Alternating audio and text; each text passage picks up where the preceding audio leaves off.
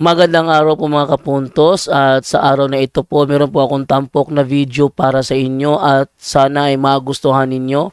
Kaya sa mga bago pa po sa aming channel, please po don't forget to hit the subscribe button at ang notification bell para maging notified kayo sa bawat video na ilalabas ko sa channel na ito. At bilang kahilingan po ng punto por punto team at naway maintindihan po ninyo, sana po wag nyo pong i-skip yung mga ads sa aming mga video. Sa maliit na bagay na po na yan, malaking tulong po yan sa ating programa at sa ating ministry. Sana po maunawaan po ninyo. Maraming salamat po, kaya wag na po natin patagalin. Simulan na po natin.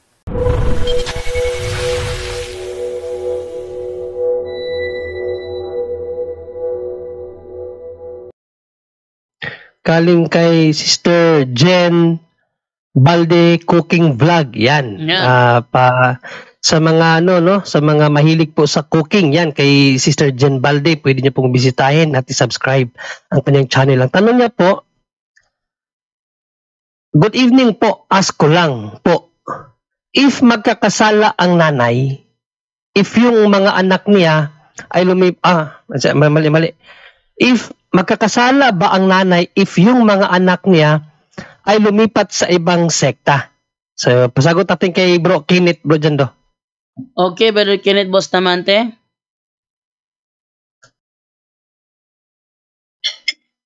Ayan, salamat Brother Zondre at sa tanong, no.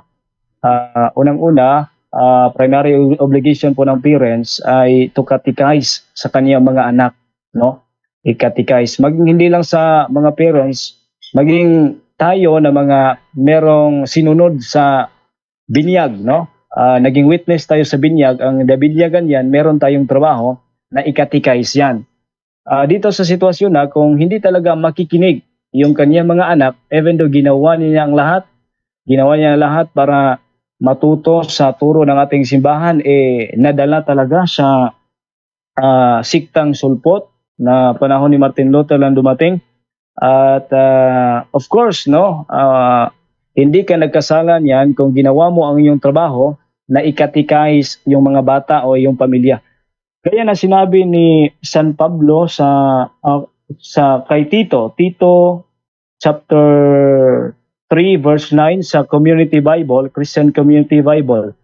Basa natin sa Tito 3:9 sa Christian Community Bible, na kapag napagsabihan mo siya ng pangalawang beses, hindi na siya nakikinig sa iyo, hindi ka na nagkasala noon kung hindi talaga siya nakikinig. So, kung hindi mo yan pinagsabihan, napunta sa ibang sikta, ay hindi mo pinagsabihan na yung siktang yan, yung grupong yan ay gawa lamang ng tao, nagkasala ka, no? Kasi primary obligation mo yan na i-edukar yung kabataan. Kaya kung babasahin natin, yung sinabi ni sa Jeremias, sa Jeremiah chapter 3. Basahin din natin ang Jeremias chapter 3, verse, dito tayo. Basahin natin na kung hindi mo ginawa yung trabaho na paalalahanan, nagkasala ka, ang Diyos ay maningil sa iyo. Dito tayo sa Jeremiah chapter Ezekiel kapitulo 3:19. Ezekiel 3:19. 3:19 ng Ezekiel ay ganito ang ating mababasa.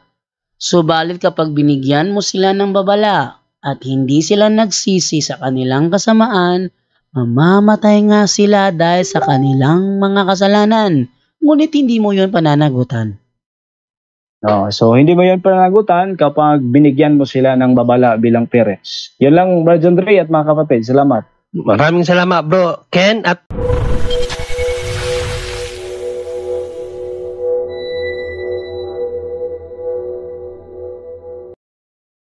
Brother Ronald Pagkaliwanagan. Ang ganda ng apelyido niya. Ronaldo Liwangan pala. Sorry, brother, no? Ronaldo Pagkaliwangan, yan. Ang tanong niya, Bro Jando, tanong lang po, chain letter ba ay advisable? Yun lang, Bro Jando. Ano yun? chain letter daw ba ay advisable? Chain letter? Oo. Yung parang parang kinikwintas? Parang kasi chain eh. Tapos may litra siguro. Yung gurong kwintas or Hindi. Mali. Pag ano yung sinasabi, Angel? yung chain letter, yung ipasa mo to, gumawa ka ng 14 copies. Chainmail. Hindi yan yung chain na necklace. Chainmail Ako pala. lang, akala ko yung necklace eh. Oh, chainmail. Hindi. Yung pag ito'y pinasa mo, ipasa mo to makakatanggap sa ka mga ng ganyan. biyaya. Yung ganon? Pag hindi mo pinasa, magkakaproblema ka. Magkakaproblema ka. Yung sa kumakalat ngayon sa Facebook na pag binasa mo ito, papasok ang biyaya, mga ganon? Oo, pag hindi mo pinasa, Ay, magkakaproblema. okay. Yan yung Matagal chain na yan. letter. Wala pang Facebook noon. Friendster pa noon. Tsaka Friendster tsaka text. O So sabi, yan ang tanong bro dyan daw. may Akala ko isang yung kwintas babae eh. sa Hindi tulay. kwintas. May isang babae. Chain message? Chain message? Chainmail yun. Chain letter talaga tawag doon. Kaya lang, actually, May horror movie yan. Inano ako nung sa site. Ang nasa isip ko kasi bro Angel, ang nasa isip ko, kwintas na may ang pendant titik. Hindi yun. Yung gumawa ka ng 40 pieces, ipamahagi mo. Kung hindi, magkakaproblema ka. Pag nagawa mo to, nabiktima ako niyan dati. Pero wala sa yan, pamahiin. Superstitious. Pamahiin yan, oo. Brother Ronaldo, pamahiin po yan. Wala pong aral ang simbahan ng ganun. Pag pinasa, hindi yung pagsinuot. Yung dati. Hindi sinusuot yan, ha? Yung dati nga, yung hindi pa uso ang Facebook noon, may isang babae naglalakad sa tulay. Tapos nasagasaan. At yung tulay na yun, bagong gawa pa. Yung dugo niya ay nandoon lang. Pag hindi mo ito ipinasa sa 24 katao, mamalasin ka. Maganon nga. Tsaka meron ka pa ba dyan, bro? Meron pa nagtanong dito, bro. Ano? Dito. Sige, wala pa dyan sa'yo. Dito kay Angel Pais naman, medyo deliverance to. Brother John Ray, good eve po ulit. Pag na-deliverance ko na ba ang mga anak ko sa occultism po? So, ibig sabihin siya ang magde-deliverance, no? Maging okay na ba lahat? Kasi since bata pa sila, nagpapaalbularyo na kami. Nasa state of grace naman po ako. Yan, Bro Jando. So, ibigay natin sa ating mga minister. Kung siya ay nasa state of grace, sabi niya ito, alitin ko, no? Para natin maklaro. Pag na-deliverance ko na mga anak ko sa occultism po, maging okay na ba ang lahat? Kasi since bata pa sila, nagpapaalbularyo na po kami. Nasa state of grace naman po ako. Kung siya ay nasa state of grace, sabi nga ni Brother Wendell ang pinakamatagal na ma-liberate sa demonic harassment, yung napakarami ng albularyo ang nalapitan. Kung siya ay nasa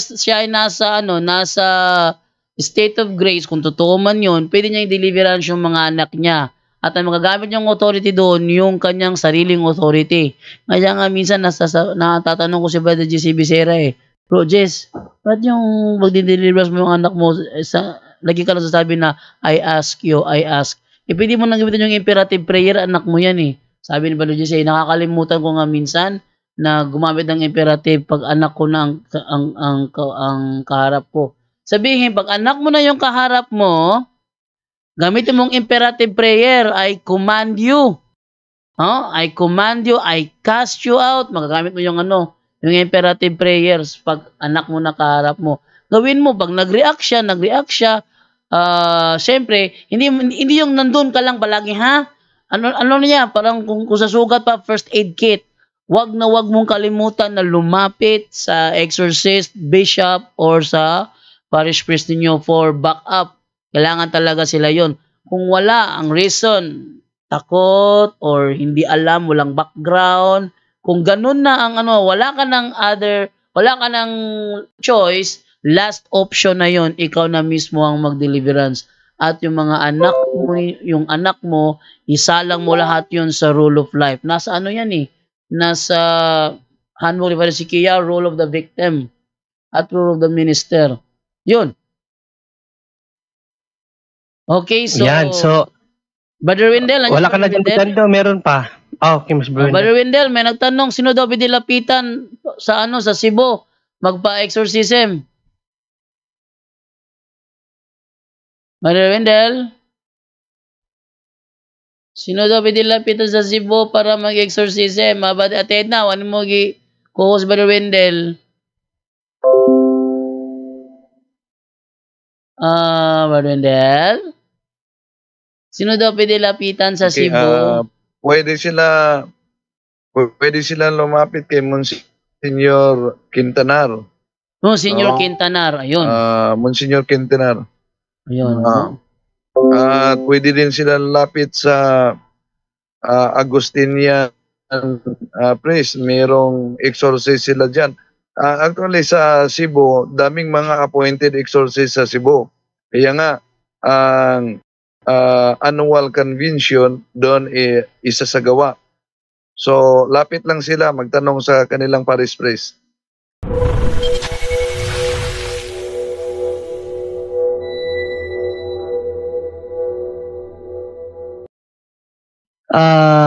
Sana yon.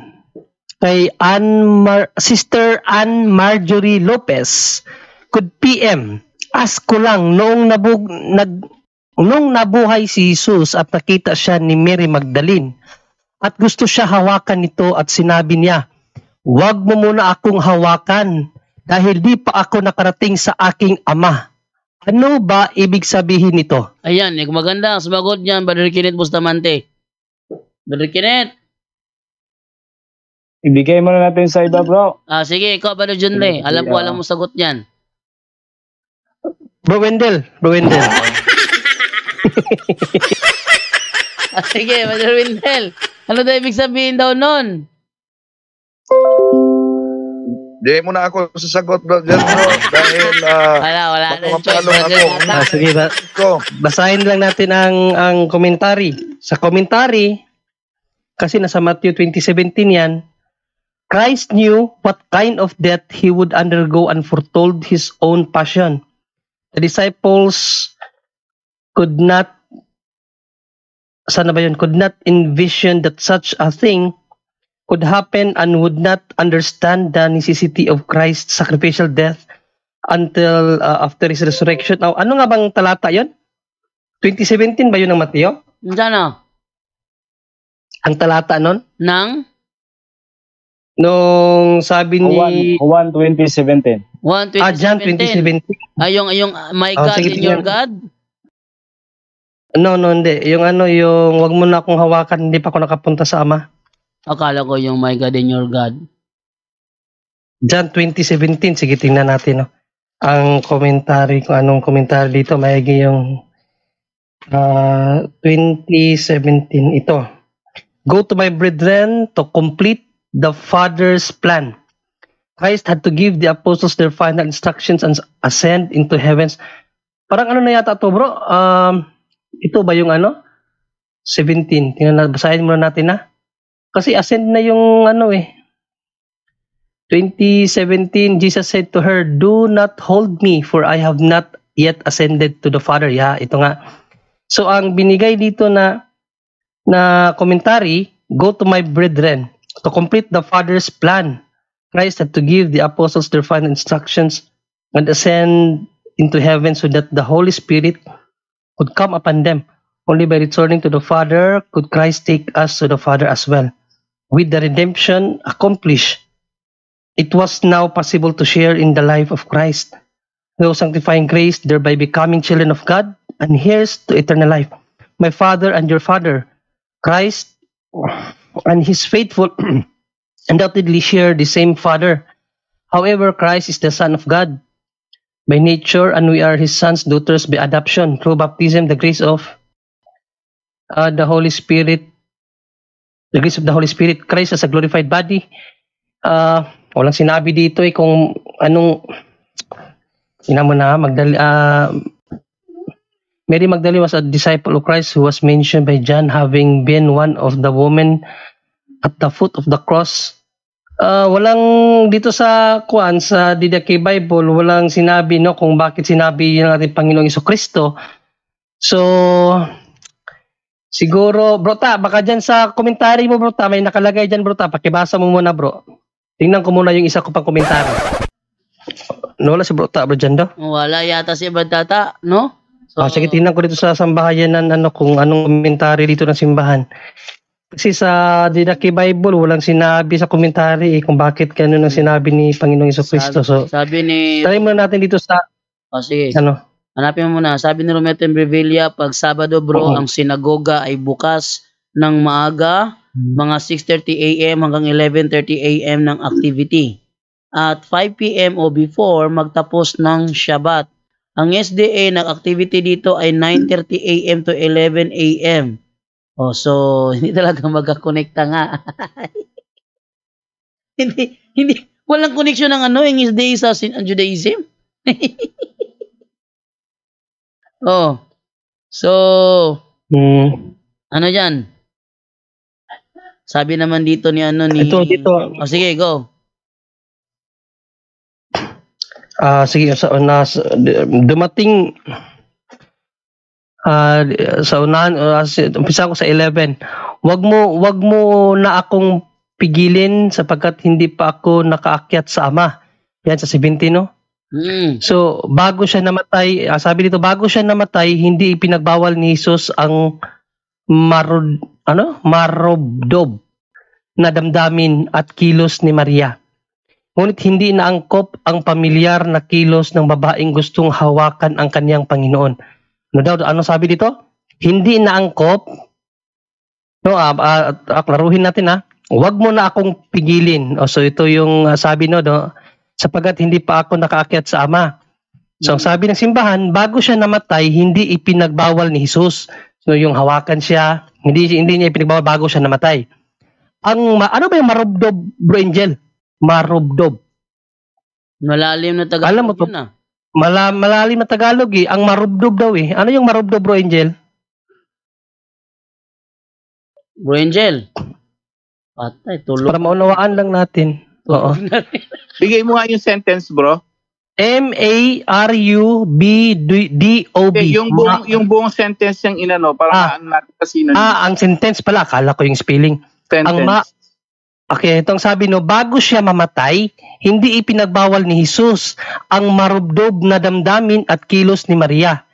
Ngunit hindi naangkop ang pamilyar na kilos ng babaeng gustong hawakan ang kanyang Panginoon. Masidhi, pwede. So, yung masidhi niyang pag-ibig kay Jesus. Baka nagaramdam. In other words, matindi. Parang ang point ng simbahan dito, nung buhay pa si Panginoong Hesus, hindi niya ipinagbawal na hawakan siya. No? Pero nung muli na siyang nabuhay, sabi ka, ulitin natin, bago siya namatay, hindi ipinagbawal ni Hesus ang marubdob na damdamin at kilos ni Maria.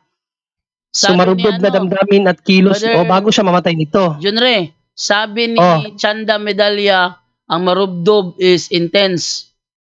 Intense nga, yung ano. Yung nga sabi ko, matindi, intense. Matindi, Ang marubdo, ang matinding damdamin at kilos ni Maria. So, hindi ipinagbawal ng Panginoong Hesus yun nung nabubuhay pa siya. Ngunit, hindi naangkop ang pamilyar na kilos nung muling nabuhay ng Panginoong Jesucristo ng babaeng gustong hawakan ang kaniyang Panginoon. So, hindi naangkop daw. No? Siya na ngayon ang muling nabuhay at bagamat pinayagan niyang makita siya ng mga alagad ng mga ilang araw, nasa luwalhati na siya ng Ama. Yon. Dapat na nilang kalimutan ang pisikal na presensya ni Jesus. Yun pala.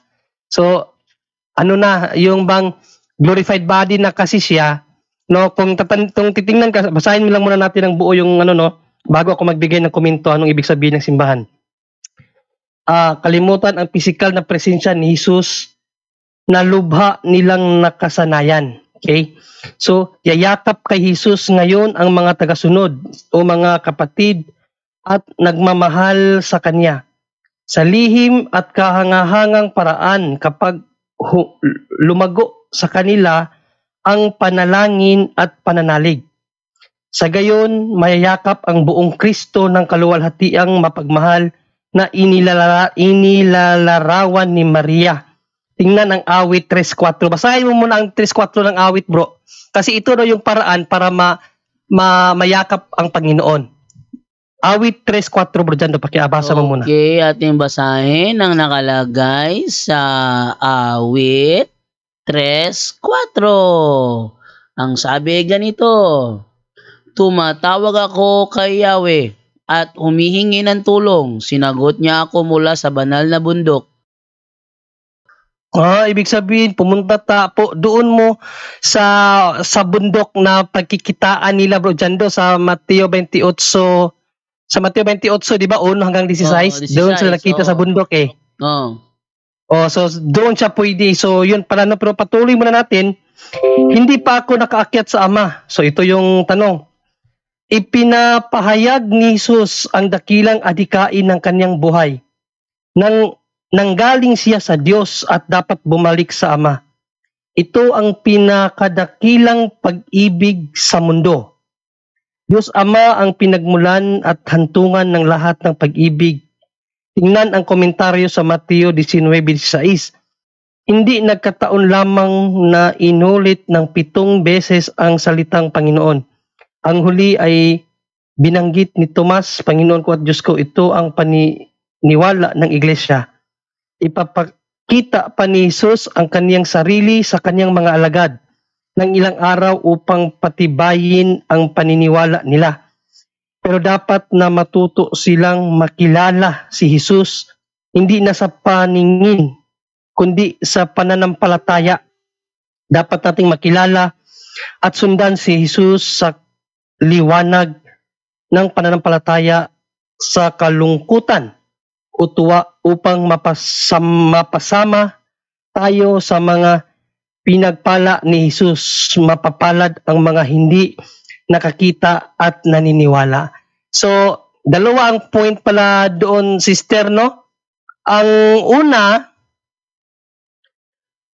na yung sinabi dito, nung muli na siyang nabuhay, ang punto ng simbahan dito, nung muli na siyang nabuhay, basahin at siya ngayon ang muling nabuhay at bagamat pinayagan niyang makita siya ng mga alagad ng mga ilang araw, nasa luwalhati na siya ng Ama. Dapat na nilang kalimutan ang pisikal na presensya ni Jesus. So, ibig sabihin, nung muling yung glorified body natin, Panginoong Jesucristo, hindi na siya kung sabaga tulad ng Jesus na nakilala nila na nakisalamuha sa kanila as man, no? So nung muli siyang nabuhay, nung nakita ni Mary Magdalene ang ating Panginoong Jesucristo as God na, talagang ang hindi lang presensyang tao na parang, alam mo yung tayo, di ba, pag nakita natin yung kaibigan natin na pinakamalapit, pag nakita natin siya, sabik na sabik tayo, na parang ganun lang, yung parang walang respeto. So, dito pala, kaya sinabihan siya ni Jesus na ganun, kasi pinapakita niya kung ano siya. No, na, I am glorified now. Pinapakita ko ng aking pagka-Diyos. Kahit nakita na siya ng mukhaan, di porkit nakita na siya ng mukhaan, ay parang, yung feeling kasi ni Magdalene is, sabi nga marubdob, ano ba yan? Marubdob, nasabi ni Bro Angel is, matindi na pagnanasa na nakita niyang Panginoon. So, parang siguro, sa side ng Panginoon, parang disrespectful yung ganong act na ganunin mo ang Diyos. No? Kasi Diyos na nga siya ay dapat talaga full of tayo. Pag Diyos kasi ang kaharap, dapat nakaluhod tayo, nakadugo, hindi tayo pwedeng makatitig sa Kanya. Sa Old Testament nga, walang makatitig sa Diyos eh. Lahat nakayuko. So, parang dahil sa matindi yung feeling ni Mary Magdalene nung time na yun, nakita niya ang Panginoon na buhay namang muli, nakalimutan niya na Diyos na pala yun. So, parang sa tingin niya ay, parang si Jesus pa rin nung nakilala niyang tao. Pero ang sinasabi ng simbahan, hindi na tulad noong muli nung buhay pa siya na bilang tao, nung hindi pa siya namatay. Kasi nag-ano na sa kanya ang kanyang glorification, yung glory niya as God na kung sabaga ang nag-ano doon, no, ano ba tawag dyan? nang ibabaw ba nung time na yun ang Diyos na. So dapat pag Diyos ang kaharap natin, hindi yung parang kilala mo lang na matagal mo nang hindi nakita tapos bigla mo nakita. Dapat nakaluhod ka.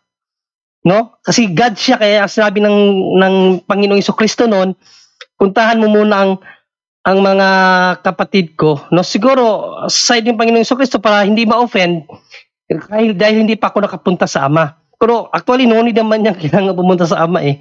No? At ang isa pa sa sinabi sa commentary, para mayakap siya kasi pwede pa rin naman siyang yakapin, kailangan pumunta sa bundok. Nangyari yan dito sa Mateo 28:1. Nung pinabasa natin ang binigay na cross reference sa awit 3:4 pala. Na Brother kailangan, oh yes bro, Kenneth. Tama yun, Brother John Ray, no? Pero kung balikan natin yung Juan 16:16, may promise kasi yung Panginoon na magpakita siya muna sa mga apostol. Babasahin natin sa 16:16. Juan? Sa Juan. Okay. 1 John 16:16. Ito po ang sinabi ng Panginoon. Kaunting panahon na lamang at hindi na ninyo ako makikita at pagkaraan ng kaunting pang panahon, ako'y inyong makikitang muli. So ako inyong makikitang muli. Sinabihan niyo dito, mga apostol, Brother John Ray at mga kapatid. Yes. At kung magkumpara natin, si Panginoong Jesucristo, sinabi niya kay San Juan na, i-touch mo ako. Pero kay Maria Magdalena, wag mo na siyang i-touch, no? Kay Magdalena. Pero mayroong karugtong. Ipagsabi mo sa mga apostol, basahin mo yung Juan 20:17, Brother John Ray. Meron siyang utos. Meron siyang utos yan. So ito ang sinabi. Sabi ni Jesus, wag mo akong hawakan sapagkat hindi pa ako nakapunta sa Ama. Sa halip, pumunta ka sa aking mga kapatid at sabihin mo sa kanila na aakyat ako sa aking Ama at inyong Ama, sa aking Diyos at inyong Diyos. So ibig sabihin, sa balita pa namin, Brother John Ray, breaking news ba? Na ipagsabihin niyo muna yung Panginoon ay muling nabuhay kasi yun yung promise ng Panginoon na magpakita siya din sa mga apostol. So, yun yung isa sa mga explanation po ng ating simbahan, no? Kasi si Maria Magdalena naniniwala na. Pero yun si Santo Tomas magdalawang isip pa kaya ipinatouch niya. Pero si Maria Magdalena naniniwala na at alam ng Panginoon kung anong ipinag-utos niya ay susundin ni Magdalena. Kaya ayun, pinagsabi niya at sa 21 doon na nagpakita siya sa mga apostol kasi yun yung promise niya sa 16:16 sa Juan. At yun nga, yung pinabasa ko kanina kay Bro Jando, yung binigay na cross-reference pa kung paano mo mahawakan at mayakap ang Diyos, ang binigay na cross-reference ng simbahan ito. Tumatawag ako kay Yahweh at tumihingi ng tulong. Sinagot niya ako mula sa banal na bundok. So kailangan pa lang sa banal na bundok. Kaya nga, in context doon sa sinabi ni Bro Kenneth na kailangan lang pumunta sa bundok, dito na ng mga apostol, no, ang ating Panginoong Jesucristo sa Mateo 28:16. Ito po yung ating mababasa. Pumunta ang 11 alagad sa Galilea sa bundok na sinabi na sa kanila ni Jesus. Nang makita nila si Jesus, siya'y sinamba nila. Anong diferensya? Nung nakita nila si Jesus, sinamba nila. Subalit may ilan sa kanilang nag-alinlangan. So ganyan ang gusto ng Diyos pala sa atin, no? Kasi nung nakita siya ni Mary Magdalene, hindi siya sinamba ni Maria eh. Nung nakita siya ni Maria Magdalena, agad siyang yung alam ko yung feeling na overwhelming na nakita mo uli yung taong mahal mo. So mali 'yon, sabi ng simbahan, hindi na tulad ng dati si Panginoong Jesucristo nung muli siyang nabuhay. Kaya hindi na pinayagan ng Panginoong Jesucristo yun, yung ganong feeling, no, na marubdob. Ano ba yan, Benji? Marubdob, no? Matinding. Yung matinding yung overwhelming na feeling na nakita mo uli yung Panginoon. Matinding excitement. Na parang excited na kalimutan mo na hindi na ordinaryong tao. na Siya dating tao dati. siya yung Diyos na pala yun na dapat pag nakita mo, dapat sambahin mo siya. So ito ang Yes. ginawa ng mga apostol nung nakita nila si Jesus. Sinamba nila. Di ba? Walang nakitang parang naano sila sa ating Panginoong Jesucristo. No, na parang alam na nila na buhay, pero yung kasabikan nila, nung nakita nila, hindi nila dinaan sa tulad sa ginawa ni Maria na gustong yakapin ang Panginoon diretso na na nakalimutan na Diyos pala yun. So yun ang pinaka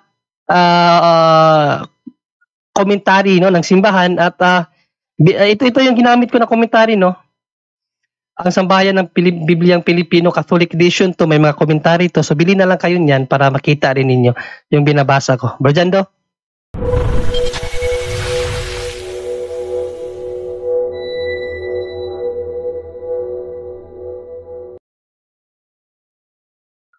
Okay, no, sabi dito ni J is, saan ba yun, Desyo, Pedro, itatayo ko ang aking iglesia? Mateo 16:18. Doon. And then, meron pa dito sa, wait lang ha, asan na ba yun? John Carl Rodavia, magandang gabi sa iyo, Bro Jando, at sa iyong mga kasama dyan sa Punto por Punto. May samahan dito sa lugar namin na ang pangalan ay Centro El Verbo. Baka Verbo. Centro El Verbo. Nanggagamot po sila at ang sabi sa napag-alaman ko, sumasanib daw sa kanila ang mga santo. At nakakapabahala pa pati si Mama Mary, nasapi din sa kanila. Totoo po ba yun o kultong gawain lang? Kultong gawain lang. Yan ay klarong-klarong kulto. Si Mama Mary, si Kristo, mga anghel ng Diyos, mga santo, ay hindi sasapi. Umuulan.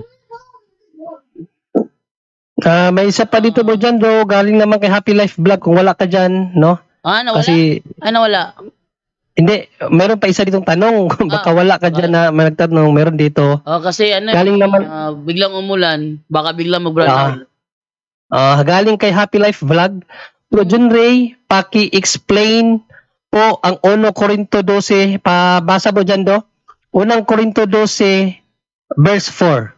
1 Corinto 12. Yung mga kaloob ng Espiritu Santo to. 12 verse 4. Pa-explain daw. Okay, sabi ganito. Ang una, iba't iba ang mga espiritual na kaloob, ngunit iisa lamang ang espiritong nagkakaloob ng mga ito. Iba't iba ang paraan ng paglilingkod, ngunit iisa lamang ang Panginoong pinaglilingkuran. So ano yun? Iba't iba.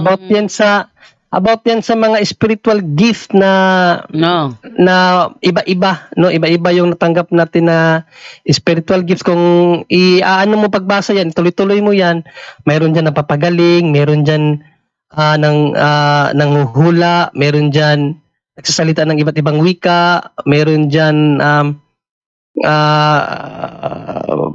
sige, basahin nilang natin, no? Para kasi marami kasi ito, pero ang pinaka dito ni San Pablo sa kaniyang pahayag na ito ay isang espiritu lang at ito ay nasa iglesia lang ito, no? Wala to sa labas ng iglesia, no? Kung basahin natin, umpisahan natin sa 4, kung didirektahin lang natin to.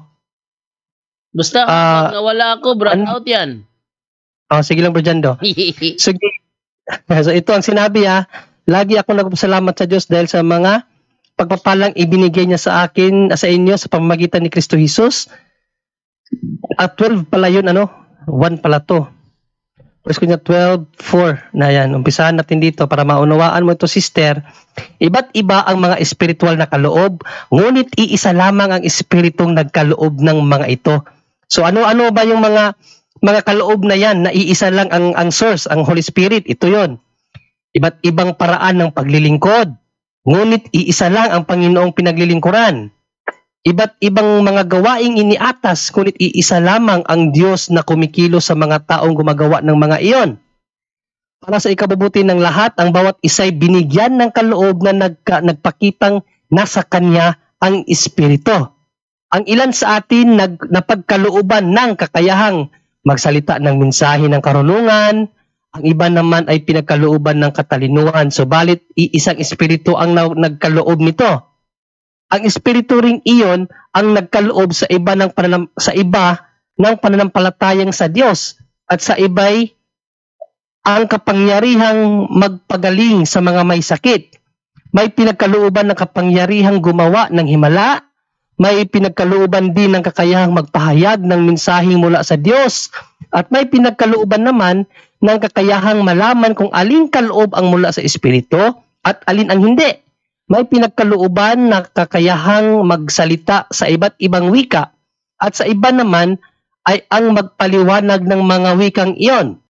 Ngunit isang Espiritu lamang ang gumagawa ng lahat ng ito at namamahagi ng iba't ibang kaloob sa bawat isa ayon sa kanyang pinasya. Pero ang problema kasi dito, marami na kasing mga tao ngayon, no, na ano na rin na sila ay pinagkalooban din, no, ng espiritu, kasi marami tayong nakikita ngayon na ganun din ang magawain nila, no, na parang ayon din sa Bible. Pero ang paliwanag dito ni San Pablo, hindi po ito kahit saan lang, no? Kung idirekta natin to sa 28, sabi ni San Pablo,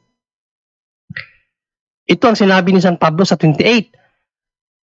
Naglagay ang Diyos sa iglesia. Saan daw inilagay ng Diyos? Sa iglesia. Una, ang mga apostol. Ang ikalawa, ang mga propeta. Ikatlo, ang mga guro. Naglagay rin siya ng mga gumagawa ng mga himala, magpagaling ng mga may sakit, no, tagatulong ng tagapangasiwa, at mga nagsasalita ng iba't ibang wika. So, hindi lahat ay apostol, propeta o guro. Hindi lahat ay binigyan ng kakayahang gumawa ng himala, magpagaling ng may sakit, magsalita sa iba't ibang wika, o magpaliwanag ng mga wikang ito. Kaya't buong sikap niyong hangarin ang mga kaloob na mas dakila, at ngayon ituturo ko sa inyo na walang katulad sa lahat. So, ang point ni San Pablo dyan na although mayroong iisang espiritu na nagbigay kaloob ng iba't ibang gift, yun ay nasa iglesia lang at wala yun sa ibang iglesia. Kaya kung may nakita kang gumagawa ng ganoon na wala naman sa iglesia, ay ibang espiritu ang may gawaan o may bigay nun. Hindi po Espiritu Santo. Sabi nga ni Father Darwin, Espiritu Tunto ang may bigay nun.